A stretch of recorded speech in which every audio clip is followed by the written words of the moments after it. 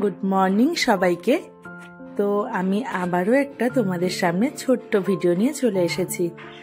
সকালবেলা স্নান করে আমি শিবের কাছে চলে এসেছি একটু সুন্দর করে সাজাতে। তো দেখো আমি সুন্দর করে মহাদেবকে মাঝখানে বসিয়ে দিয়ে ফুল দিয়ে সাজাচ্ছি।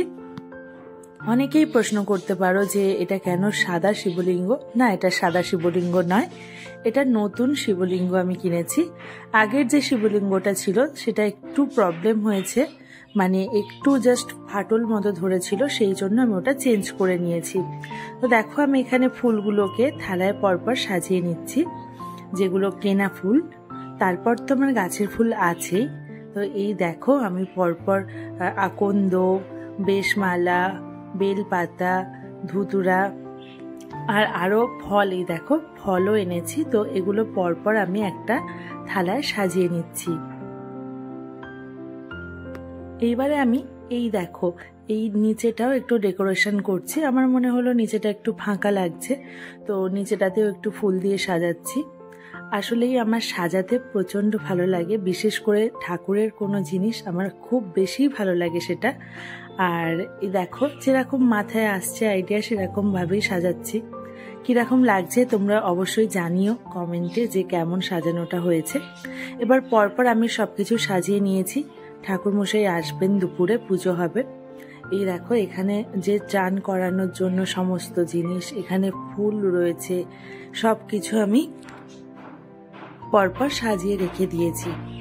আর এই যে বেলপাতাগুলোকে আমি ভালো করে বেছে রাখছি, কারণ এগুলো ধুয়ে রাখতে হবে ভালো করে, শিবের মাথায় আমি দেব সেই জন্য। তো ভালো করে বেছে আগে রাখছি, তারপরে ধোবো। এই যে এখানে বেল এনেছি, আর এই যে এটাকে কি বলে, একটা গাঁজা নাকি কলকে কি একটা বলে, আমি জানি না, তোমরা যদি জানো অবশ্যই জানিও। আর এই যে পরপর সব কিছু সাজিয়ে রাখছি।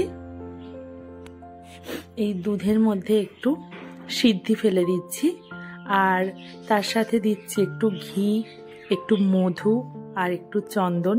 সব কিছু দিয়ে শিবলিঙ্গকে আমি প্রতিষ্ঠা করব, চান করাবো, অভিষেক করব। তো এখন আমি অমনি ঘি দিয়ে একটু স্নান করিয়ে রাখছি সকালে। তো তারপর ঠাকুরমশাই এলে আবার নতুন করে অভিষেক করা হবে, দুধ, ঘি, মধু সব কিছু দিয়ে। তো এটা আমি আমার মতন করে একটু চান করাচ্ছি। তো সেই জন্য আমি এটা আমার মতো করে একটু ঘি আর গঙ্গা জল দিয়ে চানটা করালাম।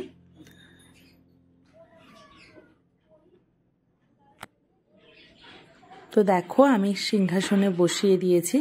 তো কেমন লাগছে অবশ্যই জানিও। আর নেক্সট ব্লগে আমি দেখাবো কিভাবে আমি পুজো করেছিলাম সেই দিনে।